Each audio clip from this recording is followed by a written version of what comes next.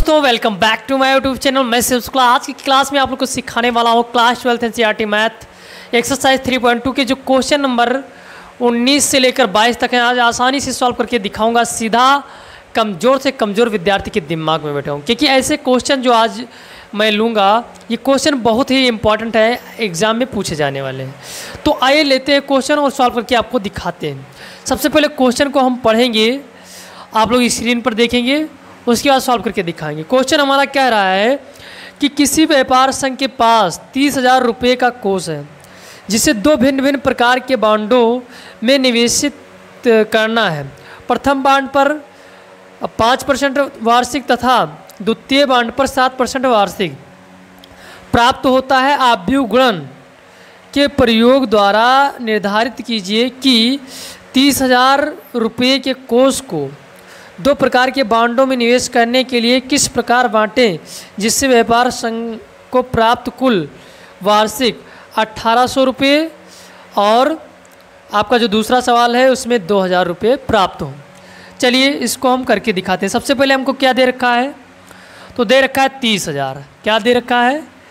30,000। ठीक है, तो 30,000 ये दे रखा है। इसको कितने % पर बांटा गया है? दो बांड पर बांटा गया है, और इसको प्रथम पर 5%, प्रथम जो है आपका वो क्या है 5% दर के हिसाब से बांटा गया है, और द्वितीय जो आपका है वो 7% दर के हिसाब से बांटा गया है। उसके बाद कितना रुपया है तो हम जानते नहीं, तो हम मानेंगे कि प्रथम के पास प्रथम को X रुपये मिले। ठीक है, और जो दूसरे को है वो क्या है 30,000 - X हो जाएगा। ठीक है, बात समझ रहे हो? चलिए अब हम प्रश्नानुसार करते हैं। पहले हम लिख लेते हैं प्रथम बांड। प्रथम बांड को कितना रुपया मिला? X रुपये या बांटा गया। ठीक है, द्वितीय बांड को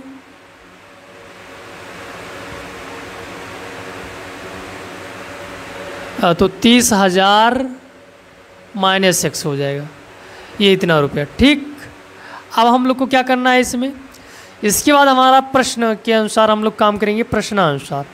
जैसा प्रश्न कह रहा है प्रश्नानुसार, तो प्रश्न हमारा क्या कह रहा है, तो गुणन रूप में कह रहा था, आप भी को गुणनफल गुणन के रूप में। चलिए करके दिखाते हैं आपको। लिखेंगे क्या, X, इसका हमें गुणा करना पड़ेगा -X। ठीक है, ये हमें 1 प्राप्त हो गया। फिर हम लोग क्या करेंगे, इसको लिख लेते हैं। अगर इसको हम बदलते हैं किस में, भिन्न में या दशमलव में, तो सीधा हमारा क्या हो जाएगा 5% का 100 नीचे हो जाएगा, और इसको भाग करेंगे 0.05 हो जाएगा। तो हम लिख देते हैं 0.05 0.07। ठीक है, बराबर हमारा कितना हो जाएगा 1,800। कोई समस्या नहीं होना चाहिए। ये पहला सवाल आपका था। अब देखिए गुणा करते हैं, इसको उठाएंगे, इससे गुणा कराएंगे, तो क्या हो जाएगा 0.05। ठीक है, X हो जाएगा। फिर इसका गुणा हम इससे कराएंगे, तो क्या हो जाएगा +3000 -X, और हम लिख लेते हैं इसको 0.07। ठीक है, इक्वल टू ये हमारा हो जाएगा 1,800। इतने में कोई समस्या नहीं होनी चाहिए, बहुत सिंपल था, आसानी से कर लिया। पंक्ति उठाया, स्तंभ से गुणा करा दिया। ठीक है, इसको गुणा कर लेते हैं, तो 0.05X प्लस 7 21 हो जाएगा 21। दशमलव के 2 अंक बाद 0 लग जाएगा, तो हमारा 2100 आ जाएगा। ठीक है, माइनस ये कितना हो जाएगा, तो 0.07X हो जाएगा, और ये हमारा है ही 1,800। बताइए, इतने में कोई समस्या नहीं होना चाहिए। अब देखिए ये आपका माइनस में है, ये आपका प्लस में है, तो सीधा आपका कितना बचेगा, 0 माइनस का 0.02X बचेगा, और इधर हम 2100 इधर आएगा माइनस में हो जाएगा। 1,800 में से माइनस करेंगे 2100, बताइए कितना बचेगा, तो आपका बचेगा 8 3 11, यानी आपका कितना बचेगा 300 माइनस का, ठीक है 0.02x, दशमलव यहाँ हटाओ तो सीधा क्या आ जाएगा आपका, आ जाएगा 100, क्या आ जाएगा 100, और इधर आपका क्या हो जाएगा, चलिए 100 हो जाएगा ना, और हम इधर भाग में लिखा, इधर आएगा गुणा हो जाएगा। तो x बराबर हम कह सकते हैं कि 300, फिर क्या कहेंगे सर, तो 300 गुणे 100 बटे में 2, ठीक, ये आपका कट जाएगा 50 हो जाएगा। तो यहाँ से आपका क्या हो जाएगा, सीधा 5 15, कितना हो जाएगा 15,000 हो जाएगा, कितना हो जाएगा 15,000। अब तुम बताओ, ये आपका 15,000 हो गया, तो यानी प्रथम को कितना मिला, प्रथम बांड को कितने रुपए मिले 15, द्वितीय को अब 30,000 में से अगर 15,000 घटा देंगे तो द्वितीय को आपको क्या मिल जाएगा, आपको इसको भी 15,000 भी मिलेगा, ठीक है, यही रुपया फर्स्ट को, ये सेकंड को, ठीक है, बांटेगा। इस प्रकार से ये सवाल आपका हो गया, पहला सवाल आपका हो गया। इसी प्रकार से आपको अगर मान लो लगाना है 2000, यहाँ 1800 था, अब 2000 लगाना है, तो तुम कुछ ना करो, बस केवल क्या कर दो, जहाँ आपका 1800 है वहाँ 2000 कर दो, हल कर लोगे आसानी से, कोई समस्या नहीं होगी। तो इस प्रकार से ये आपका ए और बी हो गया, कोई समस्या नहीं होनी चाहिए, क्योंकि आप लोग जानते हो हल करना बहुत आसानी से, तो हल कर लेंगे। इस प्रकार से ये आपका सवाल हो गया समाप्त, ठीक है। तो ए और बी समाप्त हो गया, यानी किसका, तो ये आपका 19 नंबर का, आप लोग सारे सवाल आसानी से सॉल्व कर लेंगे। अब चलिए आगे बढ़ते हैं, कौन से क्वेश्चन नंबर 20, क्वेश्चन नंबर जो 20 है हमारा क्या कह रहा है उसको भी देख लेते हैं, उसका भी निपटारा कर ही देते हैं। तो 20 नंबर हमारा क्वेश्चन कह रहा होगा, क्या कह रहा है ज़रा ध्यान से देखिए, कह रहा है, स्क्रीन पर आप लोग देख पा रहे होंगे, कह रहा है कि किसी स्कूल की पुस्तकों की दुकानों में 10 दर्जन रसायन विज्ञान, 8 दर्जन भौतिक विज्ञान तथा 10 दर्जन अर्थशास्त्र की पुस्तकें हैं। तो इन पुस्तकों का विक्रय मूल्य 80 रुपये, 60 रुपये तथा 40 रुपये प्रति पुस्तक है। आप बीजगणित के प्रयोग द्वारा ज्ञात कीजिए कि सभी पुस्तकों को बेचने से दुकान को कुल कितनी धनराशि प्राप्त होगी। गुणा भी करना है यहाँ पे, तो हम लोग क्या करेंगे, पहले हम लोग इसको हम रसायन विज्ञान का 10 दर्जन, यानी रसायन विज्ञान क्या लिखेंगे हम लोग, रसायन विज्ञान, चलिए लिख लेते हैं रसायन विज्ञान। तो रसायन विज्ञान जो हमारा है उसमें 10 दर्जन है, कितने दर्जन है 10, तो 12 से हम गुणा करेंगे, क्योंकि एक दर्जन में 12 होते हैं, तो हम लोग क्या करेंगे, इससे गुणा करेंगे तो हमारा कितना हो जाएगा 120 हो जाएगा। कितनी पुस्तकें हो जाएंगी, 120 पुस्तकें हो जाएंगी, ठीक है। ये बात तो आप जानते ही जानते हो, बोलो यस सर नो सर, पुस्तक हो जाएगी 120 पुस्तक। और हम कहें भौतिक विज्ञान, क्या कहें भौतिक विज्ञान, तो हमारा कितना दर्जन है, 8 दर्जन है, यानी 8 गुणे 12, तो 12 × 96, ये पुस्तकें हो जाएंगी। उसके बाद हमारा अर्थशास्त्र,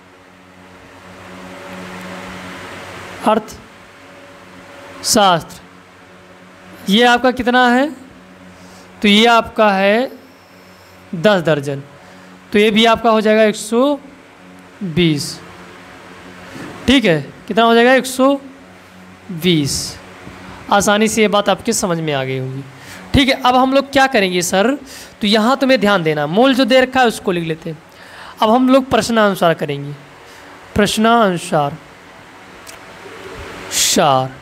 यहाँ हम लोग क्या करेंगे, लिखेंगे क्या, हम लिख लेते हैं 120 और ये हमारा हो जाएगा 96, फिर हमारा हो जाएगा 120, ठीक है। अब उसके बाद हम लोग क्या उठाएंगे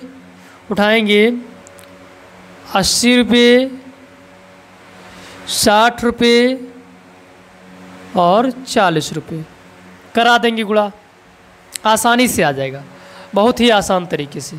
चलिए कर देते हैं। इसका गुणा इससे करोगी तो 12 अट्ठे 96, क्या हो जाएगा 12 अट्ठे 96, डबल जीरो बढ़ गया। इसका गुणा इससे करेंगे तो कितना हो जाएगा, जोड़ लेते हैं तो छकाओ 36 और 96 54, 54 और 3 57 हो जाएगा। ये जीरो एक बढ़ जाएगा। फिर हम लोग क्या करेंगे, इसका गुणा इससे करा देंगे तो 12 चौक 48, ये आपका आ जाएगा। अब हम लोग जोड़ लेंगे इसको, आसानी से आ जाएगा। 0 0 0 0 हो गया, 8 6 14 और 0 यानी 14 के 4 आ गए, यहाँ से लावा एक 5 हो जाएगा एक हासिल के साथ। और ये आपका 5 7 5 12 12 और 6 18 के 8 हासिल लावा एक, ठीक है 18 के 8, ये आपका हो गया 18 के 8। अब यहाँ 5 बचा है और यहाँ 9 बचा है, तो 5 और 9 14 हो जाएगा, एक 15 हो जाएगा। तो आपका जो आएगा मूल्य वो इतना आ जाएगा। बहुत ही आसान तरीके से ये आपका आ गया। उम्मीद करते हैं आपके दिमाग में तो इतनी धनराशि उसको प्राप्त हो जाएगी, दिमाग में बैठ गया होगा। चलिए क्वेश्चन नंबर जो 21 है क्या है उसको भी हम आप लोग को सॉल्व करके दिखाते हैं, बहुत ही लाजवाब तरीके से और आसान तरीके से, ठीक है। तुम देखते जाओ, आपके दिमाग में बैठता जाएगा। चलिए आगे हम बढ़ते हैं, पढ़ते हैं इसको। मान लीजिए x y z w तथा p क्रमशः इतना 2 क्रॉस n और कामा 3 क्रॉस k कामा 2 क्रॉस p n क्रॉस 3 तथा p क्रॉस के कोटियों के अवयव हैं। नीचे दिए गए प्रश्न 21 तथा 22 को सही उत्तर चुनिए। चलिए चुनते हैं। आपको क्या दे रखा है, P Y plus W Y को परिभाषित होने के लिए एन के पी प्रतिबंध होगा। चलिए करते हैं। ये हमारा अवयव दे रखा है 1 2 3 4 एन क्रॉस 3 और ये आपका कितना हो जाएगा वाई, तो वाई आपका हो जाएगा 3 क्रॉस के, ठीक है। फिर प्लस हम लोग कह सकते हैं कि W, तो W हमारा जो है वो क्या है, लिख लेते हैं W n क्रॉस 3, ठीक है, ये हमारा दे रखा है।